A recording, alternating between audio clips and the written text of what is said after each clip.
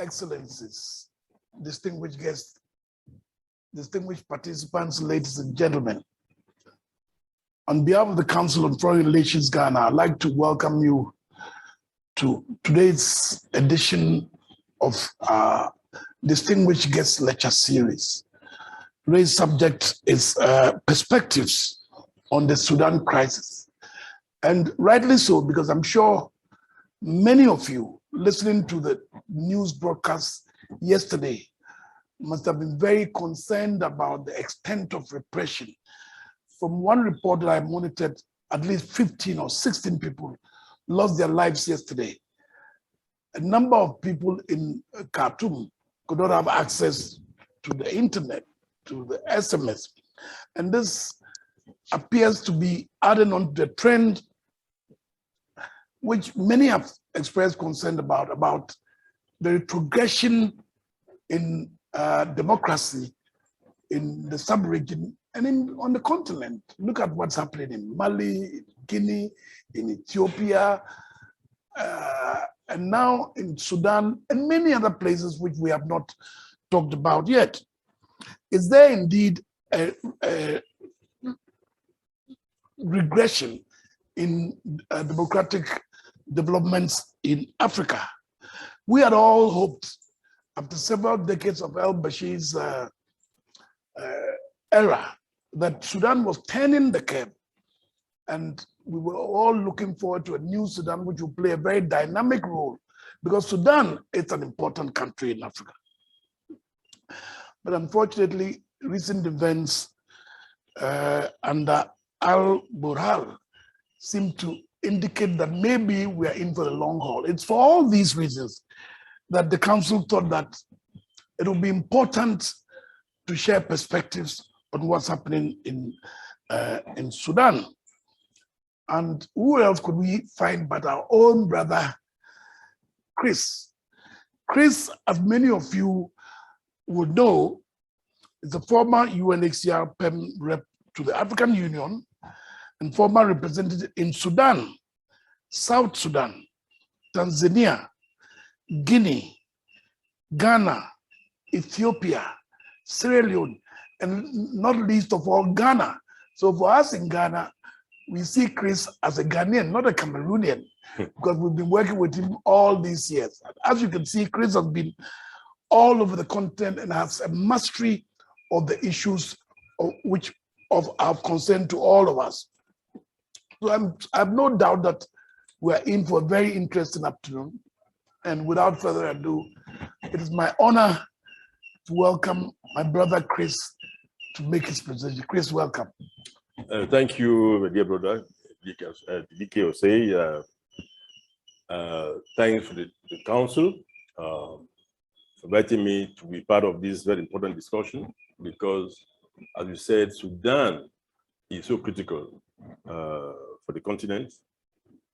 And when I got the invitation, I said to myself, well, the issue is so complicated and complex, and I wonder if we can really do justice to the system or to the discussions within an hour. But I have tried my best to gather information. I mean, you know what I know about Sudan, having lived and worked there for some time, so that we could have a good debate, good discussion this afternoon. But also, I think when one looks at the Sudan and trying to share perspectives on it, I was wondering, where do I start? Where do I start? Do I start in 1989, when Bashir took power, or earlier, or 2019, when the TMC came to power? But I decided that because of the importance of the issues and the intermittent crisis, the way it goes and comes, it's important that we all look at the root cause and decided to start right at independence, which is 1956. Sudan became independent from Egypt and the UK And the problem started right there, because the South Sudan did not expect to be joined as one with Sudan on independence. And that decision by UK, particularly UK and Egypt, of course, led to the first civil war in Sudan that started in 1955 and lasted until 1972. And that was because the Southern Sudanese did not feel that they should be with Sudan. So the Anyanya movement took root.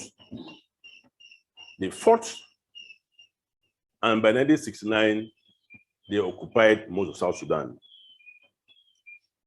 Luckily, they welcomed to an end in 1971, 72, when with a peace agreement in Addis Ababa, where the government and the Anyanya leadership agreed some autonomy of South Sudan. Well, fine, that came on. So peace came on at that time. So the country started moving until 1983, when the Second Civil War broke out again between the North and the South. Why? Because the agreements that were agreed upon in Addis Ababa were reneged upon by President Jaffa Elimeri. The idea, the proposal, the autonomy of South Sudan was no more accepted. And also there was a push for Sharia law. So those are the facts. And we will see, going to see during the discussions that all these, the two civil wars have had a lasting effect on what we are seeing in Sudan today. And after that, one will look at the situation of leadership in Sudan. We are today saying the military is in power. The military didn't start coming to power only in 1989. It started a long time ago. Just a few years after independence, there was the first coup d'etat in Sudan. And between 1956, when the country became independent, and today, a total of 65 years of government. Out of those 65 years, only 8 or 9 years were under civilian rule. Only 9 years. So about 56 years have been under military rule. That's very important for us in discussing the situation in Sudan today. So do we see a situation whereby is a country prone to coups? Because looking at that history of many coups between 56 and 2021, it would seem to indicate that the country is very prone to civil war, to coups. Another fact that we should know as we get into discuss the issue is the nature of the tribes in Sudan. People pay more allegiance to their tribes than to political leadership. That's very important. Whether it be in Darfur, or in the east, or in the south of Sudan today, not to mention South Sudan itself. And even within those tribal groupings, there's a lot of differences and divergent views on issues, economics, politics. Whether it be in Darfur, there are 5 Darfur regions. The ethnic diversity is so important that they hardly agree on anything. The same goes to the east of Sudan, where tribal lineages are very important as well, and they have very divergent views on issues. Again, we're going to see how all these tribal affiliations and respect for tribes has an impact on what we are discussing today. There's also the issue of too many rebel armed groups in Sudan. There are so many of them, right from the SLM in South, in the Darfur, to GEM, another movement in Darfur, Eastern Front, SRF, the Sudan Revolution Front, many others. There are many armed groups in Sudan. And these armed groups don't necessarily share the same political view of the country. So we see why there might be many problems in the Sudan because of that they are unable probably to get to understand or to agree on certain principles for peace to return to the country. Another issue that I want to put on the floor is the fact that I won't say it's negative. There have been many peace agreements in the Sudan. many. Starting from 2005 with the CPA for South Sudan. Don't forget that in 2005, Sudan was still Sudan, which means the North and South. So the CPA that created a future for South Sudan was signed in 2005. After that, we had two other agreements. One for the East, with Eastern Front, that was signed in Eritrea. That's an East Sudan Peace Agreement. That's number 2. And number 3, another agreement, still signed in the same year, which was the DPA, which is the Darfur Peace Agreement, which is intended to give some I would say, autonomy and recognize political autonomy to Darfur. But did it really work? Today, there's no peace in Darfur either. Is there peace in East Sudan? We're going to see how that works. Now, the next peace agreement, of course, was in 2020 in Juba. It was negotiated by President Salva Kiir in 2020. But before that, don't forget that there was an agreement in 2019 that was signed by the military and the civil society when President Bashir was overthrown. That was one agreement. That agreement, as we know, did not take into account the points of view of the armed groups. That's very critical. And that's why the following year in 2020 in Juba, now the sovereign government, the sovereign council, had now to sign another agreement with now the faction, armed factions. Why? Because it was seen that they were not included in the 2019 agreement, and there cannot be peace without the armed groups being part of it. So those are those peace agreements that have been signed by various factions. And I would say that while some of the rebel movements signed agreements, some others did not accept to sign. And that's very important as well. So all these things put together will tell us why we have the situation as we have today. The other thing that we ought to consider is the situation of Abyei. For those who know Sudan and South Sudan, Abyei is a special area in the Sudan and South Sudan equation. I was supposed to, in fact, actually a condominium. It's actually part of Sudan and South Sudan. And there has not, up to today, any agreement between the South and the North on how to manage the Abyei area. So you have a governor appointed by Sudan, a governor appointed by South Sudan.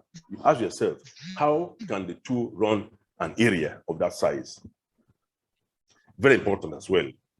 I think as we go on discussing the issues, we'll go into detail, more detail, how these things affect the current situation today. One thing I want to touch on also is the untimely death of John Garang. People ask me, how does it affect the situation in Sudan today? It has serious implications. I see. On the Sudan today. And we're going to go into that. Don't forget that John Garang created the SPLA, the Sudan People Liberation Army and the SPLM that fought the government for 22 years and negotiated the CPA. He was made the first vice president of Sudan as a whole, following the CPA. It's very critical about what is happening today in Sudan. And I'm sure that some of our listeners are going to want to know more about it, and can go deep into that. I don't want to take time talking about it right now. Time will come when I'm going to address it more in detail. And what I would like to stress on, deal with now is the current situation. As we all know, on the 25th of October, the Sovereign Council came to an end, was dissolved by the leader and the deputy. And the Prime Minister, as you know, is still under house arrest with the family and the wife, I think. Street demonstrations are continuing. As you said, Excellency, yesterday, there were more demonstrations, more killings, more victims in Khartoum and other areas yesterday. As far as I know, there is no government at this moment in Sudan. The General Fattah al-Burhan is there with his military council, but there is no civilian government, or no government, as he said when he dissolved the Sovereign Council, that he will appoint a democratic government. So we are still waiting for that to take place. Now, the issue is, how do we go from, where do we go from here? And I think we should not try to criticize the military people, civilian society, the AU, or IGAD for that matter, or the UN rep in Sudan, or anybody, any stakeholder involved. If we are doing that, we are missing the point. What we should be discussing is, considering what I've just briefly laid out, not in detail though, where do we go from here? What can we, the contribution of the Council of Foreign Relations, maybe to President Obasanjo, who had a representative to the Horn of Africa and others, on the way forward in trying to deal with this very unstable situation in Sudan. Some of us look at Sudan and we are so depressed because we lived the good times in Sudan, lived the bad times in Sudan. Why? Why shouldn't there be peace in that country? Sudanese are one of the most hospitable people in this world. They're very nice people, and they deserve to live in peace. Khartoum is so safe to be in Khartoum. Forget about the war. It's a nice place. People are nice. They are also very shrewd negotiators. Is that why we have problems there? No, but they can negotiate. So those facts are very important. But last thing I want to mention before, in my opening remarks, is ramifications, regional ramifications of the conflict. And I will address maybe two. The first one is linked to oil exports from South Sudan. And the use of Port Sudan by other countries in the region, including Ethiopia, and how that also affects the conflict in Ethiopia itself. As we know, the oil fields in South Sudan, or Abyei and going to other oil fields, the pipeline runs through Khartoum to Port Sudan. And let's just think one moment that this crisis continues unabated and gets worse. Because the Eastern Front, feeling a lot of marginalization, they started the protests, the strikes that has engulfed Khartoum today. And when Port Sudan was blocked, Khartoum was almost like crumbling because the supply chain was disrupted, nothing could move, containers could not go out and enter the port in Port Sudan, and it can be tricky. So if oil cannot be exported on South Sudan, and they cannot be export and imports through Port Sudan to Ethiopia, the ramifications can be very, very serious. We can go deep into that as well. And the next thing I would like to discuss is the what we call the dam. It sounds a bit funny, but I will tell you why. You know, Ethiopia is building a dam in Benishangul Gumuz region. Yes.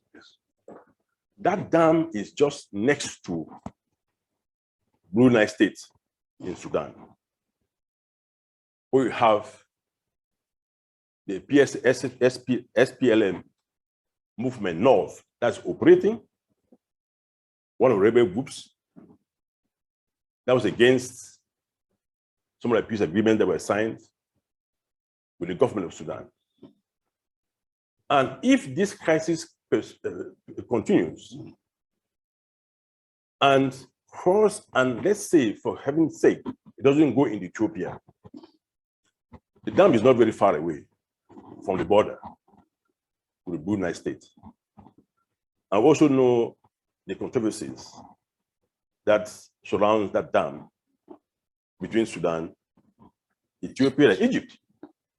So we don't want this war, this crisis in Sudan, to spill into other areas that may damage the entire area, politically, socially.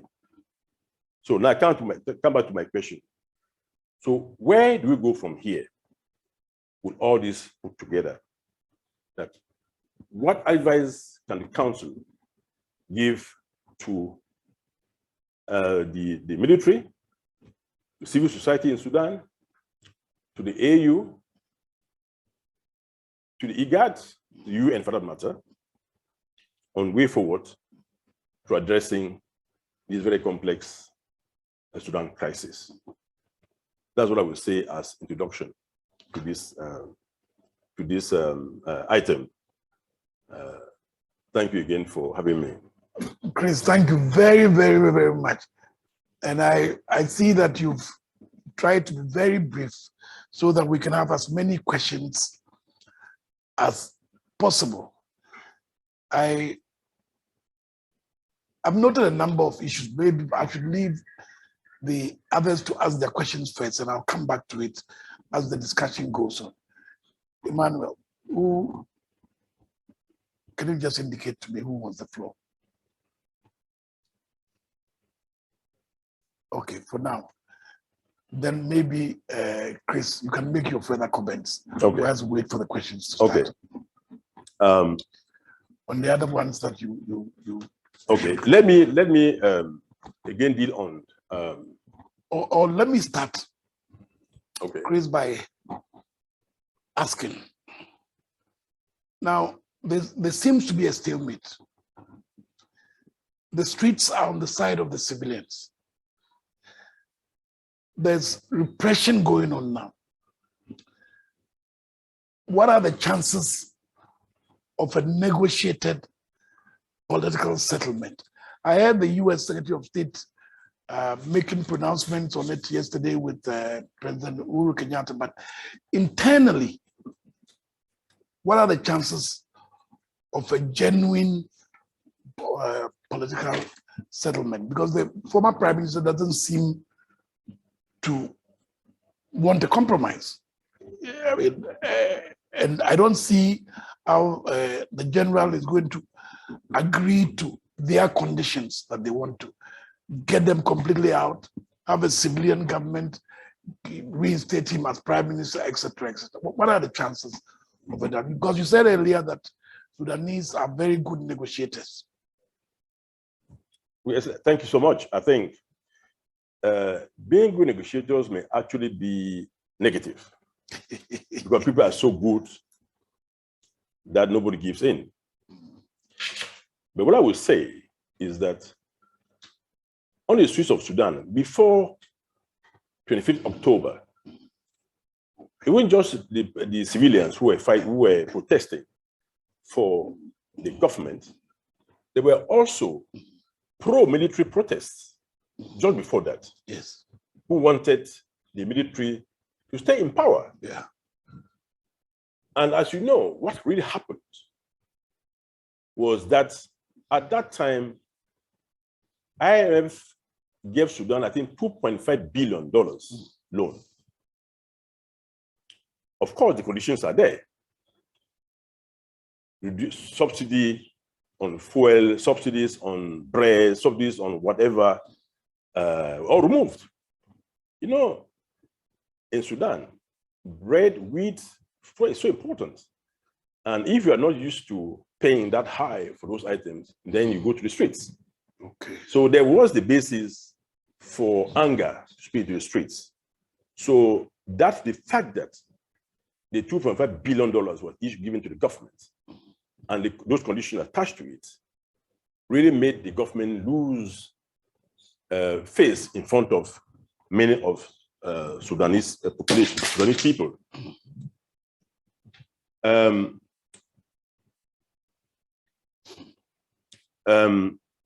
What in terms of genuine chance of peace coming to Sudan, I think we are only going to be doing guesswork if we do say there's a chance. Number one, is the military really willing to negotiate? Question number one. As I said in my introduction, the army in Sudan is used to power since 1956. Yeah. President Nimere was in power for almost 16 years. He's a military officer. He could remove his hat, his badges, and become a civilian. But he's a military officer. President Bashir was there for 30 years. That's in total almost 40 years of the 65 years of independence. So you wonder if the military is really willing to negotiate. Don't forget also that 25th October, when General Fattah al-Burhan dissolved the sovereign government, it was within weeks before he was supposed to hand over power to the civilians. That's very important. So about chances, let's hope that the powers involved in it will bring sense to the military and to the civilians. There should be a way of moving from very dogmatic positions to going to midway for the good of the Sudanese people. I don't think the issue is threatening sanctions against this, against that. Yeah, sanctions can be imposed, but how do they work to bring the army to discussions?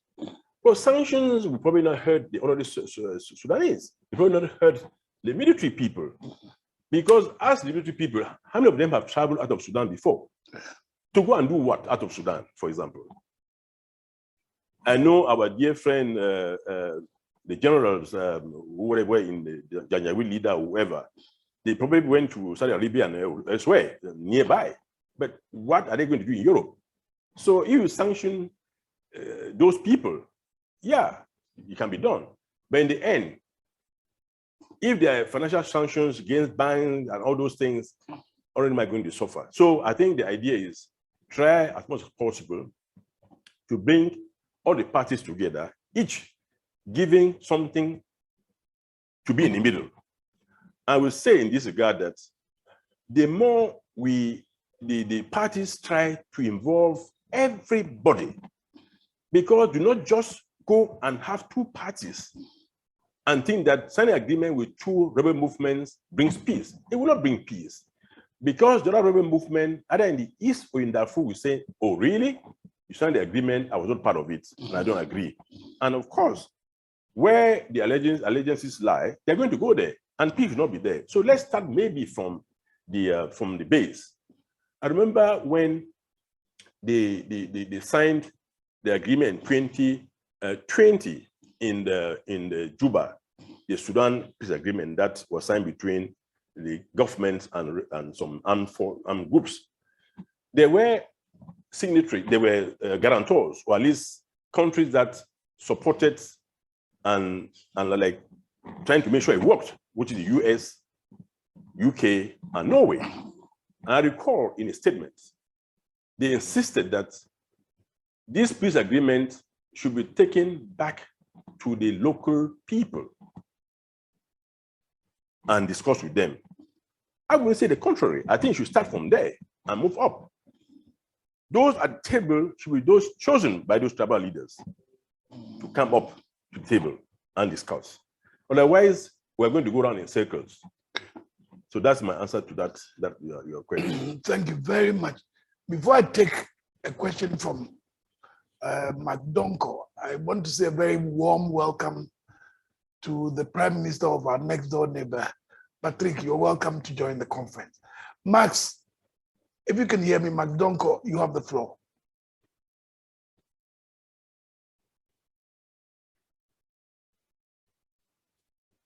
Thank you, sir.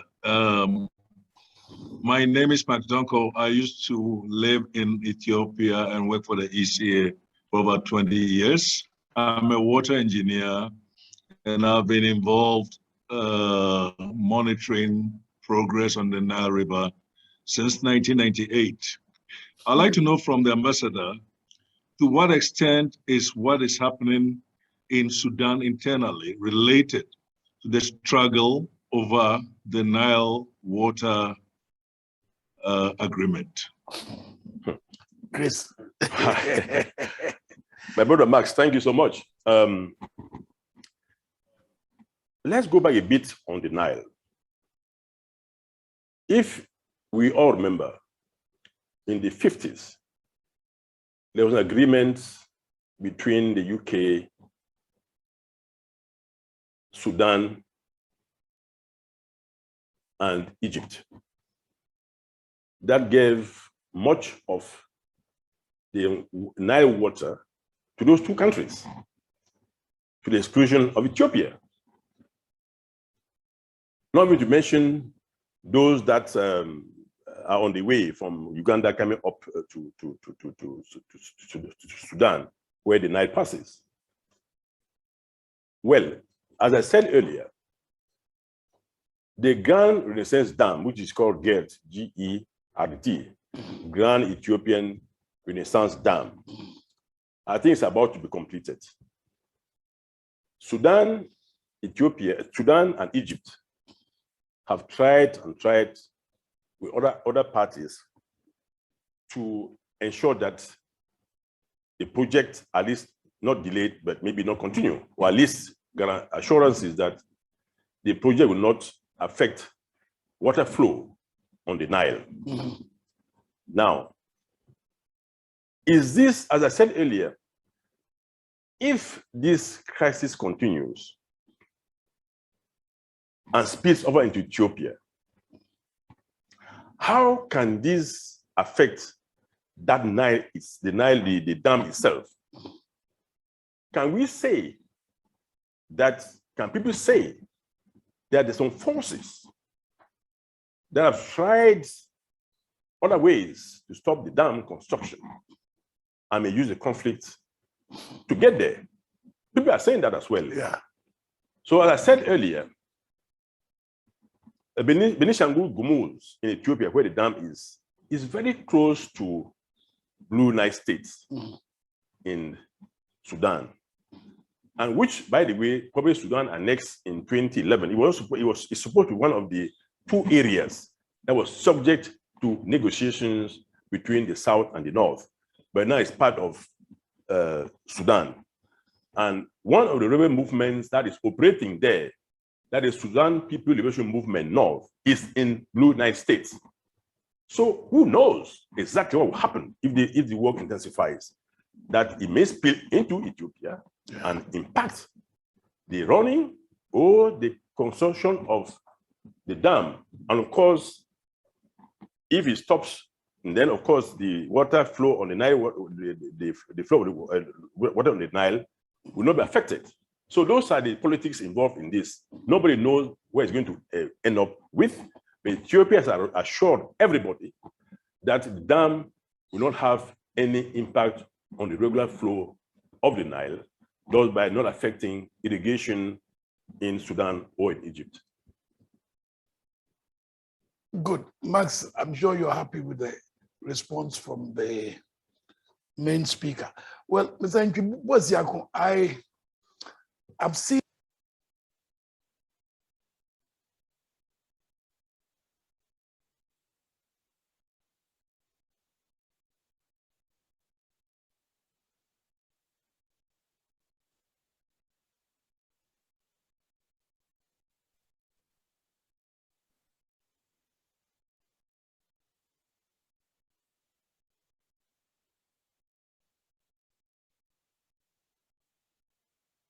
respond to that question. I will go back to the floor and see if there are any others who want some clarification on some of the issues raised earlier. One of the questions I've been asking myself is that if you look at the quantum of not just direct sanctions, but potential sanctions which have been. Oh, sorry, can you hear me, Max? You said that the sound is breaking up, right? Good. I mean, I've seen what the EU has stated. I've seen what the IMF suggested. We've seen what the US government, in spite of all these obviously important potential economic sanctions, the military doesn't seem to be yielded. Give us an idea about what will happen if all these sanctions were implemented. From the EU, from the US, from all of the partners, IMF, etc. Well, as of this moment, I don't hear any sanction. There are no sanctions so far. Potential sanctions. Well, sanctions are always aimed at individuals who are involved in crisis. As I said before, generalized sanctions that affect the common person in Sudan is counterproductive. As I said, if you have sanctions on the generals, do they really care about that? They don't really care. So I think if sanctions are going to apply, to be sanctions that are well thought of, discussed with IGAD, discussed with the EU, and with the UN who are on the spot in Sudan. You see how such sanctions could bring about negotiated settlement of the crisis. But what I would certainly say is that if the government, if the military can be persuaded to let at least the former Prime Minister, our dear brother, Hamburg, to leave house arrests and let the civilian people discuss a way forward, because they have seen that the military has taken over. They can't fight. Let's be honest with ourselves. We have had civilians topple governments, isn't it? They toppled Bashir, isn't it? Yeah. Another one took power. Another one came up. They can topple this one. No one, come on. They have the guns. So basically, you can protest and protest. You can succeed. Popular revolution, yes. But in the end, they moved a way for everybody to come together and say, let's work together. The ECOWAS did do something, I don't know the details, in Guinea, Mali, and the rest, where army took over. So can they replicate something like that there? I have no idea. But maybe the high rep for the Horn, General Bassanto, knows a lot of what happened to Guinea and Mali. Maybe we can take from there and see how we can bring the generals in Sudan to respect the will of the people, because right now it's not being respected. And I feel really very much touched, because I know the area so well, I know the people so well, and you see them go through that, it hurts, as it hurts many of us seeing problems on the continent. So I don't think it's time for us to just stop threatening sanctions. It's time for us to engage those people, engage the military, engage the civilians. Say, look, there's a problem here. Let's not stand, let's not be dogmatic, let's not be on stone. Let's move a bit from the extreme to the center and see where we can find a common ground to address the problem. And I will say here also that we should not discard the role that neighboring countries can play in this, which would be South Sudan for that matter, because we will talk about Sudan, we cannot exclude South Sudan. They have inherent interests in Sudan being peaceful. So if President Salva Kiir can be encouraged to do more in terms of following up on the 2020 agreements by ensuring that any agreement from now on should not be 10 agreements in one, to one agreement in one, involving all the actors, the civilians, the armed groups, the tribes, everybody that has to contribute to the peace process. Because why we have found so many failures is that there have been so many peace agreements, different areas, not being implemented the way we implemented. And in the end, none works. So why not then come together and say that in 2019, we had an agreement with the civilians to form the Sudan government. It didn't work. In 2020, all agreements with the armed groups to join the government, it didn't work. 2021, have a coup. So why those two agreements, recent agreements didn't work? That's where you should start. Let's discuss how to include everybody in the negotiations. Nobody should claim the superiority because he or she has been in power for a long time, or he or she has not. Everybody should be accorded the right to discuss the issues. The economic issues in Darfur are probably not the same like economic issues in South Kordofan or Blue Nile State, or the same in Abyei, or the same in the Blue Red Sea State, or Kassala, or they're different things. They're different issues. So all those people involved in these challenges in those areas should form part of these negotiations, because they don't go ahead without everybody involved.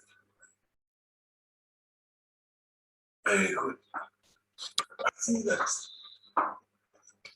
there are no hands up. Nobody wants to take the floor. Before I take the floor to thank you, maybe you want to spend some 2 minutes concluding everything. Thank you, Ambassador. I think I will say that I lived in Sudan, both North and South. The North and South of Sudan today. I took part in the implementation of most of these peace agreements, whether it be the CPA, the DPA, the Darfur Peace Agreement, or East Sudan Peace Agreement. We saw the return of many Sudanese from abroad.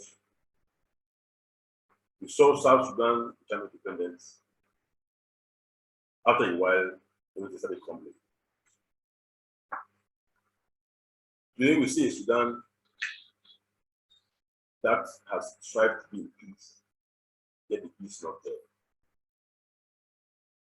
And the key of many of us who lived and have come to love that country's people, the only peace will always involve to work towards a solution. And again, I stress that the solution is not a threatening sanctions. The solution is to try to engage everybody. And everybody, I mean everybody, right from the tribal level. And I will insist also that the East Sudan situation should not be a separate track in the negotiations. East Sudan should be treated equally like other regions. Not forgetting that the regions of Kassala and Guinea East Sudan are the bedrock of food in that country. And if the discontent is there, it affects all of Sudan because the Port Sudan can be blocked. And again, want to avoid a crisis where we see South Sudan oil not being exported and fighting spilling into Ethiopia, affecting the ground in the Central Dam and operations. Thank you very much, Chris. And this brings to the end today's presentation on Sudan. Next week, at the same time, on the same day, on a Thursday, we will have a webinar on Ethiopia. The main speaker will be the former Assistant Secretary General of the UN, who also later became the Deputy SRGS. And he was at one time the UNDP West Rep in Ethiopia. And he'll be talking to us about the current situation in Ethiopia. On behalf of the Council of Chris, we're very grateful. I could see the passion with which you talked about Sudan, that you have the way to play involved in negotiating a way out. We'll see what we can do. And when the Council prepares this document for the AU, naturally we'll be coming back to you to consult you, for you to guide us.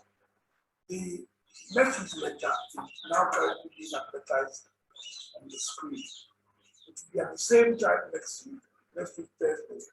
It will be addressed by Dr.